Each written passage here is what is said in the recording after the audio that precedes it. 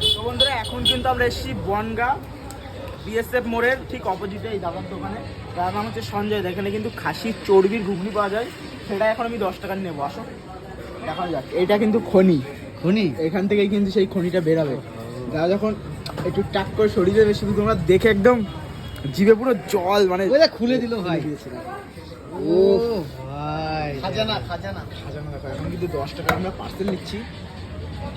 পার্সেলটা এখানে বসেই খাবো। তোমরা দেখে জিভে কি বলবো, কোনো কথাই বলতে পারছি না, জিভেতে জল চলে এসছে। দেখো দাদা কিন্তু সুন্দর করে দিচ্ছে। দেখো ওপরে কিন্তু আবার চর্বিও দিয়ে দিচ্ছে। দাদা লঙ্কাটা দেবেন, হ্যাঁ। এবার এটা কি যাচ্ছে? এটা মশলা, মশলা, চাট মশলা। এবার বিট নুন দিয়ে দিল, লঙ্কা দেবেন, হচ্ছে স্যালাড, স্যালাড, ঝুরি ভাজা। এবার ঝুড়ি ভাজা।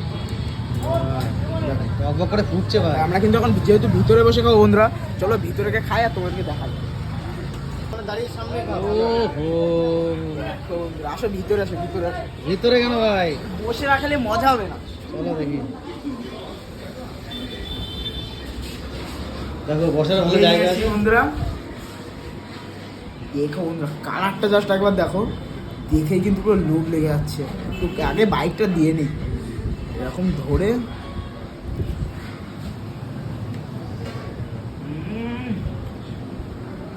একটা বাইকটা হোক, চর্বিতে বাইকটা হোক ভাই। এই যে চলো, হ্যাঁ। ও উঠা, ও ভাই পুরো তুলতুল তুলতুল হ্যাঁ, তুলতুল করছে ভাই। গরমও কিন্তু বন্ধুরা প্রচুর, তাও খাওয়া যায়।